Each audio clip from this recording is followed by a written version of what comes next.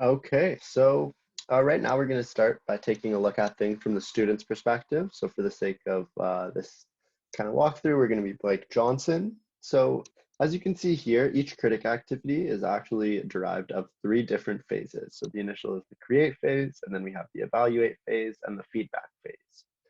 So the create phase is essentially going to be your typical assignment. Just the way you'd create things in any other platform or interface, you'd have like an objective, some instructions, and a rubric as well. So all critic activities are rubric based. And this is because the research has shown that when it comes to peer assessment, having an additional level of structure really goes a long way in terms of actually being able to increase the quality and accuracy of assessment that students are giving each other. So we have a whole large set of templates for rubrics in our database that you can use. Some teachers use them essentially just like as the rubrics. They just select based on what type of activity they're doing a certain rubric.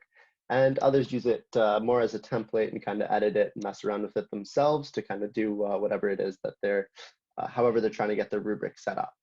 So not too much to talk about in the create phase, pretty standard. You can see here that there's a schedule. So this is going to show which phase of the activity the students are currently in.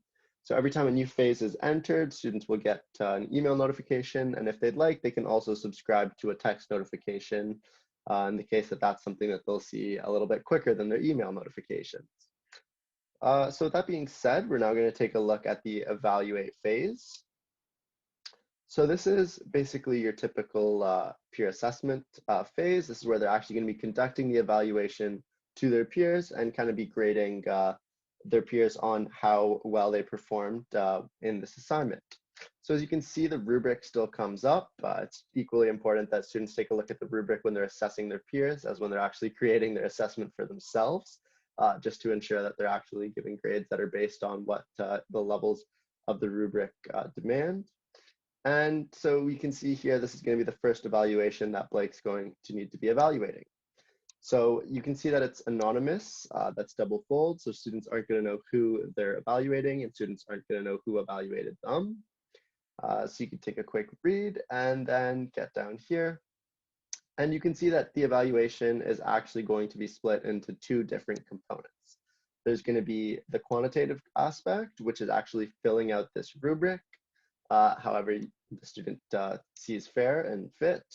And then there's going to be a qualitative aspect, which is going to be a written evaluation where they kind of pick one or maybe a couple aspects of the rubric that they'd like to touch on, and then they'd leave their comments with regards to how the student performed in that aspect. So something to note here is that if a student just wants to kind of keep it simple and just say good job, they'll be prompted to actually leave a longer comment. So this is essentially one of the first safeguards that we have in place to really ensure that students are pushing themselves beyond their comfort zones and aren't just kind of taking the easy route.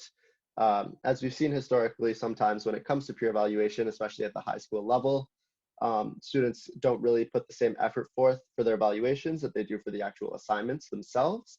And so critics really focused on really increasing that incentivized peer evaluation and really making sure that students are taking their evaluations equally seriously as the actual assignment themselves, which is a really essential role in actually being able to utilize peer evaluation to the best of its ability. And so with that being said, we'll now take a look at the feedback stage. So this is the third and final phase of an activity, and this is also the phase that is unique to Kritik. So sometimes we like to call this the feedback on feedback stage. And essentially what happens here is students are actually going to essentially rank on two different scales how well their written evaluations that they received were interpreted. So in this case, peer evaluator 1 gave Blake these comments. Blake takes a look and says, yeah, it was motivational and it was good critique. And so these are the two scales that we've kind of arrived at to make sure that students are getting a better idea of how to actually become better at giving evaluations and making sure that their comments are received positively, but also that they're helpful at the end of the day. And yeah, this is a really cool kind of way that we complete the feedback loop, but also let students really work on a little bit of those softer skills that they traditionally don't really get the opportunity to develop when it comes to education that are so important in the workplace. So that's, yeah. Um, so after students complete their 3 feedback uh, assignments, they're So after students complete these different scales for each of their evaluations that they receive, they'll then get a creation score that becomes available to them. So this is pretty interesting just because traditionally students always know the overall mark that they got before they're actually taking a look at the feedback that they got. And this really lets them kind of actually just interpret the responses and the written evaluations that they get with an open mind because they don't have any sort of preconceived biases based on how well they actually did. So that's another thing that's pretty unique to Kritik. I mean, traditionally, whether you, when you're marking your students' papers, if you put it on the first page or the last page of the final mark that they got, they'll tend to flip to that first before taking a look at the comments. So this is a pretty interesting one just to make sure everyone has an open mind when they're actually looking at their peer evaluations. So from here, they can take a look at the class average really quickly, see how they sized up to their peers, and they can also dispute the score if they don't think that this was an accurate reflection of the assignment that they completed.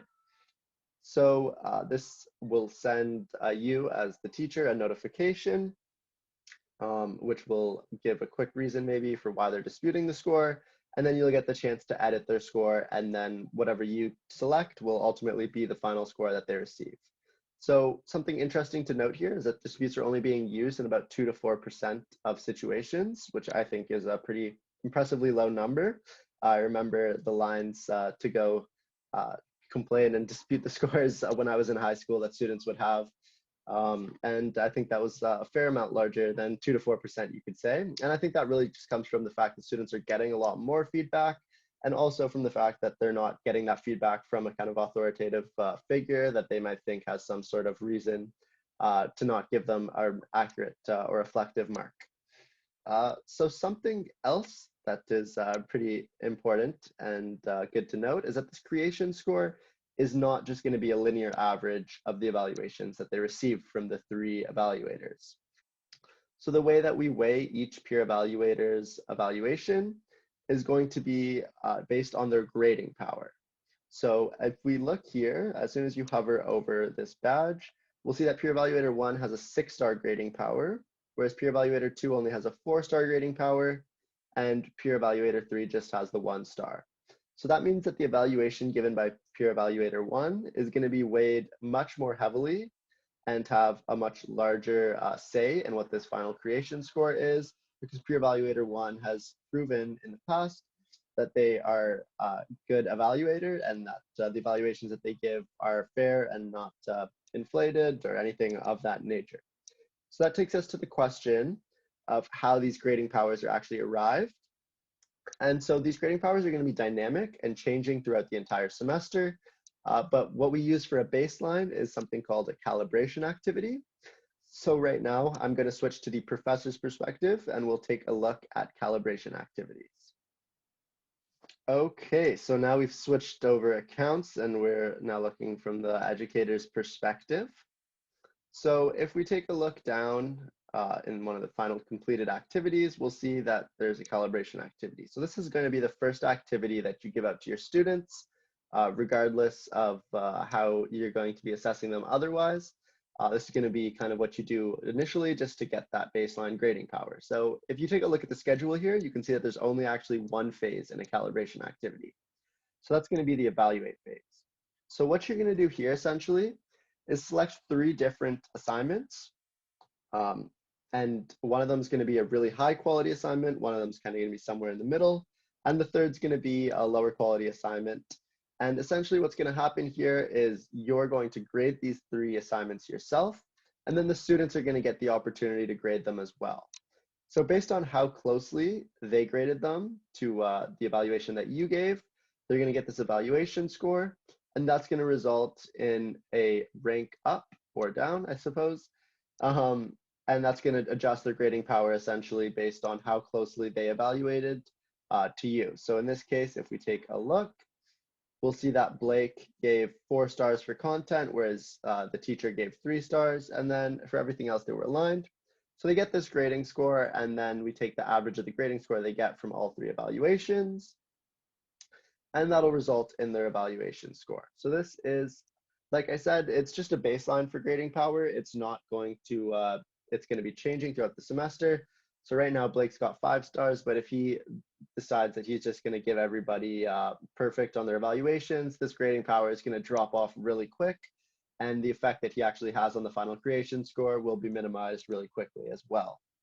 So, I mean, I said this is just the baseline. So for every activity, students are going to get an evaluation score. The only difference is that for the calibration activity, it's going to be with respect to how close they graded it to you as the teacher. Whereas for the regular activities, it's going to be based on how closely they graded it to the class average. So this is how the grading power is going to be adjusted throughout the semester. And that just kind of adds an interesting gamification layer where students are motivated to increase their grading power and kind of makes things a little bit more interesting in that regard.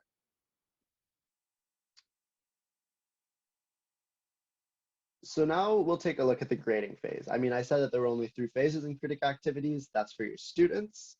For you, after the feedback stage is completed, it goes into a grading phase where you can kind of take a look at things and make sure everything is looking good. So it gives you an overview of any missed assignments and kind of what the progress is looking like. Some really easy filters here just to catch anyone that's maybe falling off with things and missing some assignments or anything like that. And another thing you can do is go to scoring here and really easily just be able to filter the students based on how well they performed for that activity. So as you can see on the right side here, this little emoji with their hand up, I think that's a really funny one, just in terms of just reflecting what a dispute is. So you can see that this one is green and this one is red. The red means that it hasn't yet been resolved.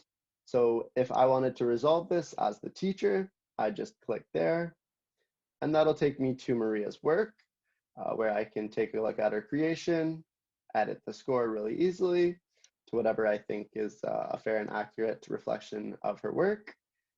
And then you can manage the dispute and just leave a comment for why you either changed or didn't change the mark that Maria received. And if you really like the work of any of your students, you can also spotlight the creation. And so you'll essentially just pick a badge and be able to make it front and center for everybody's account.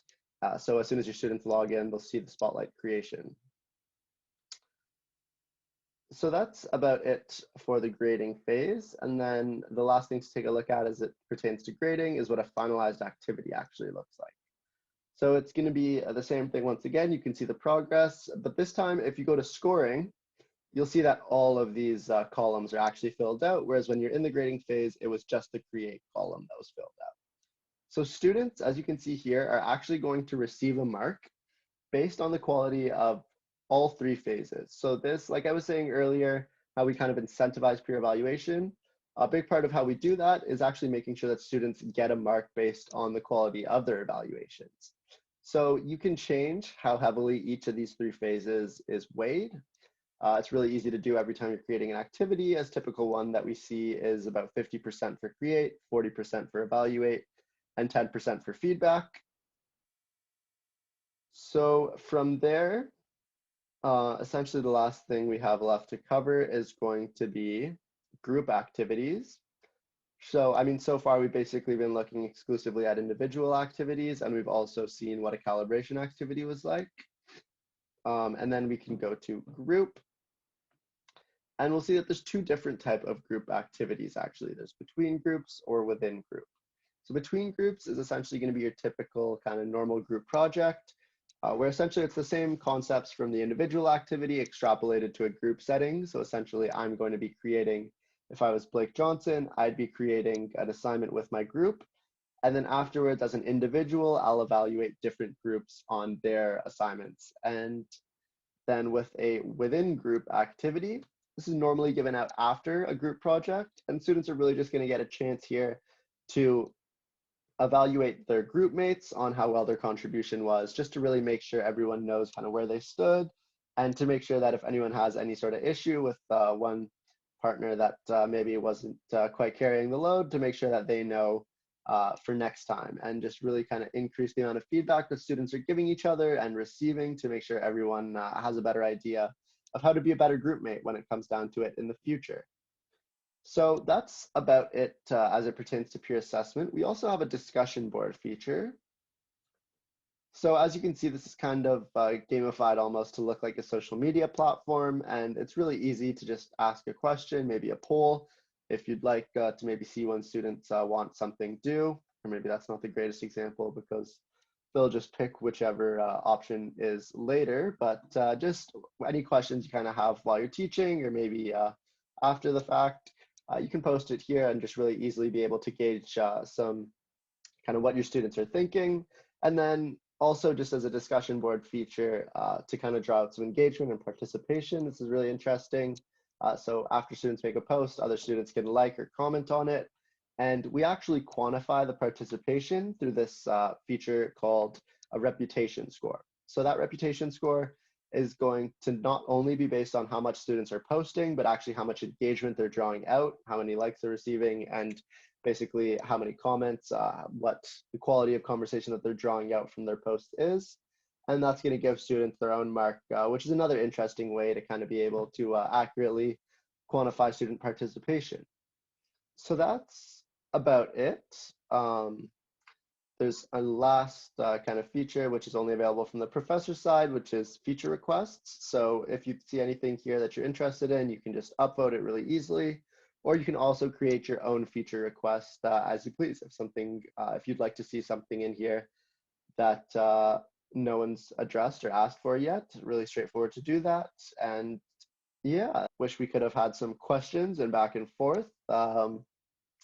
But yeah, I mean, I'll wrap it up there. That's enough of my voice for today.